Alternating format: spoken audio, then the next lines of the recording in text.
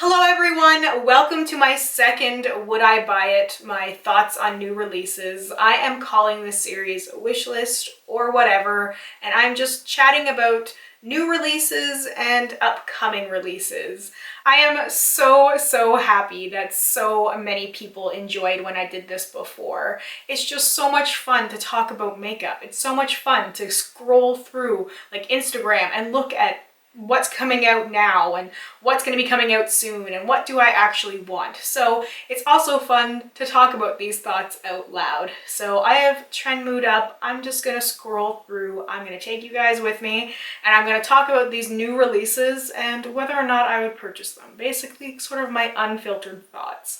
So the first thing I see here is another collaboration between MAC and Patrick Starr. So they are coming out with the Destination Diva collection, their fall collection. This is the fourth collaboration between Patrick Starr and MAC Cosmetics. The collaboration looks very cohesive. It looks like the packaging looks A+. The assortment of shades looks fantastic. I will admit that I'm a little bored of MAC collaborating with Patrick Starr. I know that the collaborations have been incredibly successful, so that's why they're doing it, but I'd like to see them work with some other people. MAC tends to work with makeup artists and fashion designers, and I would just like to see some fresh perspectives there. Patrick Starr is very talented. I don't have anything from any of the previous collaborations, so I just didn't honestly care enough to try and purchase anything. I haven't actually purchased anything from MAC in a very long time. Nothing has really, grabbed my interest. And this particular fall collection, nothing here really screams to me either. I do like the quad that has the green shimmery eyeshadow in it, but it's just the green that I'm really drawn to. Everything else I know I have, so that's a pass for me. I see some matte lipsticks from Melt Cosmetics. So when I did my last one, a lot of people wanted to see more indie products, but I feel like watching me talk about new or upcoming releases for indie brands would be pretty boring because I've only tried a handful of them. And in most cases, I'd be saying like, this looks interesting, and I would probably buy it if it was more accessible and less expensive, because a lot of indie brands like Melt, which I've never tried, because they are so expensive to get to Canada, and that's just the same old thing I could say over and over again. It's why the more mainstream brands I'm more willing to try, because they're more accessible. I have more options. I can order from Sephora, I can order from Ulta, I can order from Beautylist, just to name like 3 right off the top of my head. Plus there's a few other retailers in Canada. There's drugstores and occasionally brand sites if they have a Canadian one, if they happen to have a Canadian warehouse. But a lot of indie brands aren't sold anywhere but their own site, and usually when I see the cost of the items, figure out what the conversion rate's going to be, look at the $15 to $20 US shipping, I can usually talk myself out of it pretty easily. Like, these matte lipsticks look nice. I am particularly drawn to this cool purple shade Novelty, but I just know that I would go on the website, see that they retail for $19 each, and that's US, and I'd just go no. And I know I could find similar colors if I'm really hunting for them, and that's the problem I'm having with indie brands right now. I'm having a hard time talking myself into buying things despite how good they end up being. Like, I'm wearing a couple of Colored Rain eyeshadows right now. I bought the Vivid Pigment bundle, and it's incredible. And I'm like, why did I wait so long to try Colored Rain? But then I remember the shipping and everything else. So anyway, I will try not to be repetitive, but that's just a main reason for me for why I don't purchase things. Next, I see the Jaclyn Hill and Morphe brush collaboration. So I don't quite get why they're making such a big deal about this, because I don't see anything that looks incredibly unique with the brushes. I love the picture of her wearing the crown of brushes though. I want a crown of brushes now. I want to make one. I love that look. And I actually like her whole makeup there with like the jewels underneath her eye. I really want to like replicate that because I just think that looks so cool. And I think Jaclyn looks amazing with dark hair. I really love Jaclyn Hill. I do. But I have not bought the giant palette she collabed with Morphe. I have not bought the Vault.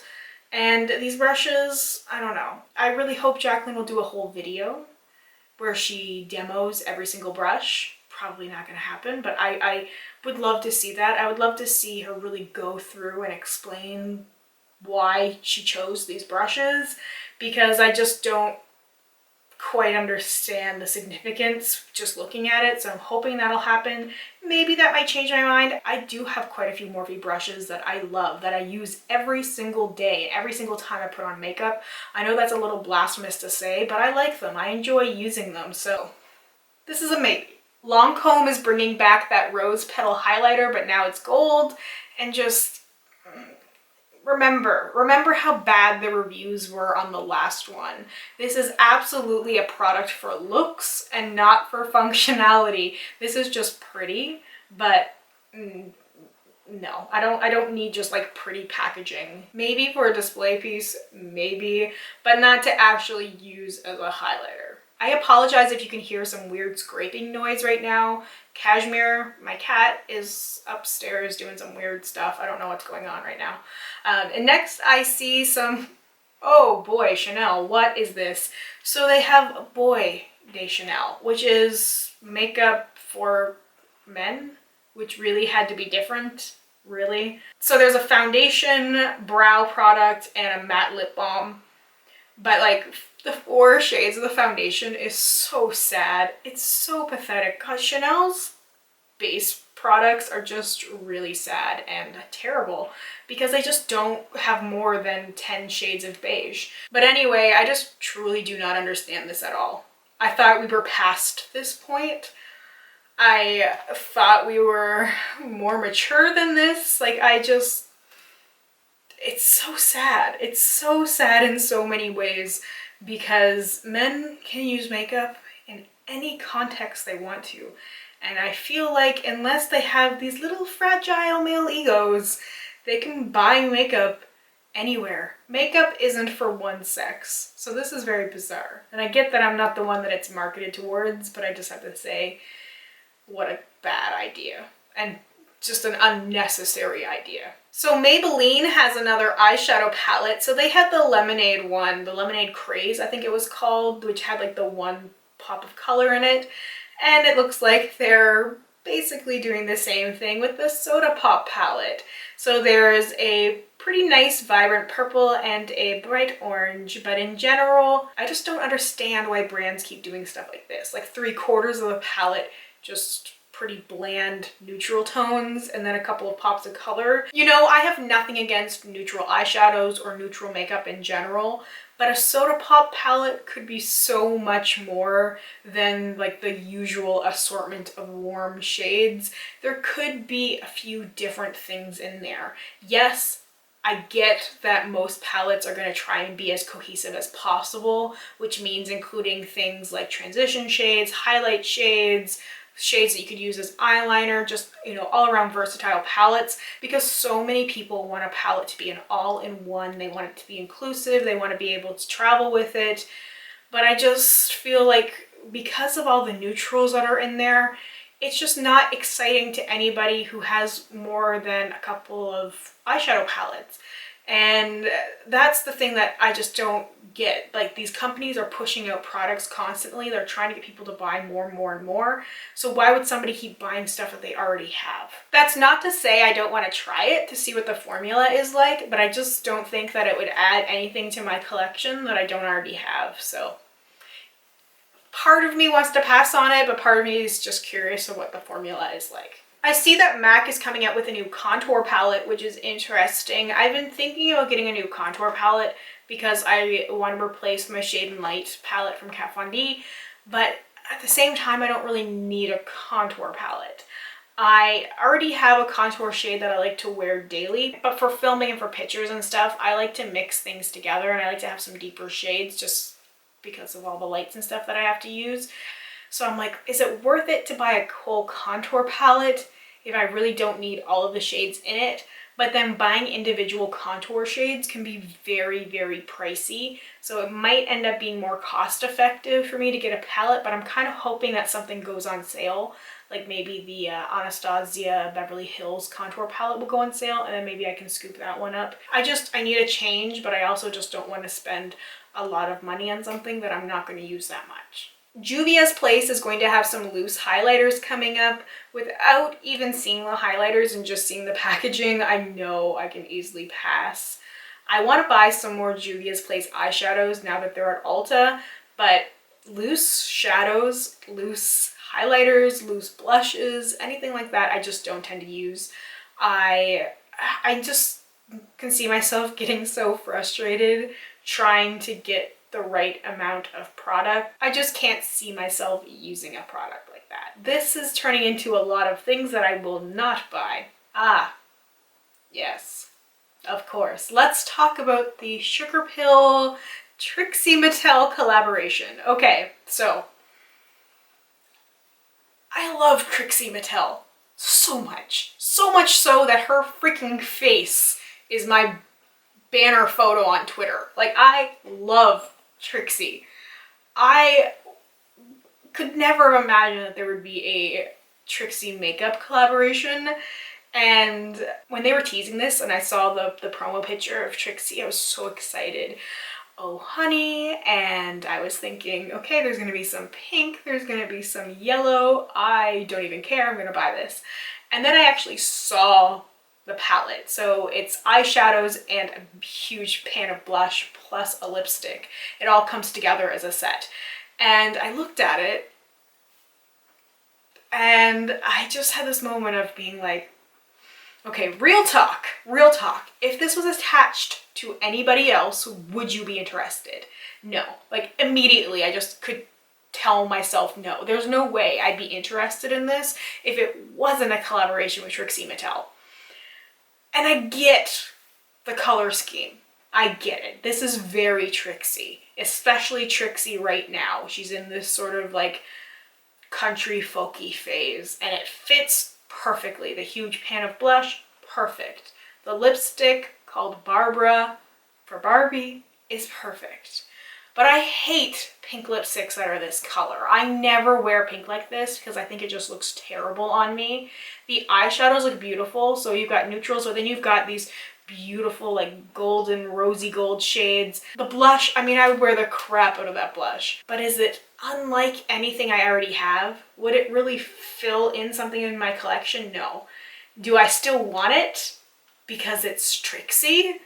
Yes. But I've never tried Sugar Pill before. So I think I'm gonna pass on this. I think I'm gonna pass on this just because I'd be buying it 100% for the name and for the packaging, and I probably would use this no more than once or twice. And I know that it would be a product that I'd end up looking at in like a year's time and be like, yeah, probably shouldn't have wasted my money on that. You know, not to say that I'd be wasting my money. I kind of hate saying that, but for Sugar Pill, I really want to try the colorful shadows first before I try other things, because I feel like this probably wouldn't live up to my expectations, because in my mind, I'm thinking of like the bright colors, and that's what I really want to try. So I do think I'm going to end up passing on the Trixie collab, and I kind of hate myself for that because I don't know. I think I'd rather just buy some Trixie merch and wear that proudly than buy the makeup stuff that I probably won't actually wear. Now there's another Drag Race queen, Courtney Act, who has a collaboration with Ciate, and it's a liquid liner. So one side of the liquid liner is your traditional sort of felt tip liquid liner pen, and then the other side is a stamp. So you can sort of stamp on your wing and then draw in the rest. And I really like that concept. I struggle so hard with my liquid liner and just my liner in general, trying to get things even. I want to get that liner. I need a new liquid liner anyway. I've been looking for something new to try, and that looks like it's perfect for me, and I hope it works. And Courtney Act always looks flawless, so if that's actually what she uses, I hope it'll work for me. All right, so I will wrap this up soon. I just really love talking about this stuff. I might have to do this every 2 weeks instead of every month because there's so many new releases and there's so many things to talk about. The Balm and the Alternative Rock Volume 1 and Volume 2 palettes. Oh hey, it's the Trixie collab. That's really what the Alternative Rock Volume 1 looks like. There's nothing alternative about either one of these palettes. Not even a little bit. No. Like maybe I would think of it as being like folk rock, maybe a little rock meets country, not even really rock at all, let's be honest. No. Folk rock is probably as hard as I'd give this. This is just a really pretty assortment of colors that's very neutral and tame, and nothing about alternative rock is neutral and tame, so I don't get that. I love the Balm's inspiration, and I love that they do so many musical themed things, but I just don't get where they pulled alternative from here. I really just don't get it at all. I don't know what these brands think of sometimes. There's so many more things they could have done with a palette called Alternative Rock. The Pat McGrath Bronze Seduction eyeshadow palette. I want it. I want it so badly. As soon as I saw it, I wanted it. I saw the swatches I saw the swatches and I wanted it harder. Oh my god. It has everything that I love. If you watched my favorite shade in eyeshadow palettes video, you will know why I love this. So many different shades of gold. The metallic red looks like a really good matte brown. I love the Pat McGrath eyeshadow formula. The metallics in the La Vie en Rose palette that I have are phenomenal. Just unreal. They are totally worth the price. Now this is $125 US. I cannot justify that at all, not even a little bit, because as much as the palette is beautiful, I can't justify $125. I can't do it. I would love to have this palette, and it may be something that I purchase somewhere down the road, but I just feel like I would have to save for a little while. I'd have to declutter some stuff to make it justifiable, because I don't want it to be something that just sits there and that I use for like a week and then I go back to using other things. You know, this would have to be one of those staple things that I use that and pretty much just that, and I just don't see that happening with the way that my collection is right now, and I still have so many things that I'm rotating around. It just doesn't make sense to welcome that into my palette family right now. Now the last one I want to mention is a very similar in price kind of palette, or will be. It hasn't actually officially been revealed yet. It's the Natasha Denona Safari palette, and I've mentioned this on a couple of other videos because I've just been so excited because I love the matte eyeshadow formula that the Natasha Denona Tropic palette has. They're just so easy to work with. I barely need to tap my brush in at all, and I get so much pigment and things just blend out effortlessly. And when I saw that this was being teased, I actually commented and asked Natasha Denona if it was the same formula, and she confirmed that it was the Tropic palette formula, all mattes. I'm keeping my fingers crossed. It's going to be a very promising color scheme. I want a black in that formula. I want some deep browns. I want some cool shadows. I want some various shades of green. I want various shades of beige. Give me the warm and cool browns. Give me that. Give me some yellows. I'm just kind of hoping for that, where it's called a Safari palette. I'm hoping we'll have sort of those safari colors. I really want to buy that one. Now that one I think I can justify, because I will end up replacing some of my shadows for that palette because it's just what I wanted. I have meant to do a Tropic palette review for so long, and then I just kept putting it off, and then eventually I was like, there's probably no point anymore. But one of the things I was going to talk about is how I wouldn't purchase another palette with the same formula as the metallic shades, but I'd buy an all matte palette of that formula because it's just that good. And I'm very excited. It's just one of those like makeup dreams that I've had, that I've been like, if I had a wish list of things that I wish existed, it would be an all matte palette with that particular formula, because it's just incredible. So I still don't know what the shades are going to be, but I feel like unless it's incredibly disappointing with a lot of similar shades, which I just don't see happening because Natasha is really good with her color stories, I will probably end up buying that palette. That'll justify, but that'll probably do via payment plan through Beautylish. bless that thing. Anyway, that is more than enough from me. I think I've rambled a lot here, but I get carried away sometimes talking about makeup because it's just something that I seriously enjoy so much. So thank you so much for hanging out with me, and I'd love to hear your thoughts on any of these products. Would you buy them? Would you not buy them? Why? Why not? I just, like I said, enjoy talking about makeup, and I love talking with other people about makeup. So let me know your thoughts. Let me know if there's anything I said I would pass on that you think I should try, or you'd like to see me try, or like to see me review. I feel like I will do a Safari palette review. At this point, I've talked about it so much, I feel like I have to do it. Anyway, I'm still rambling. Thank you so much for watching, and I hope we get a chance to chat soon. Bye for now.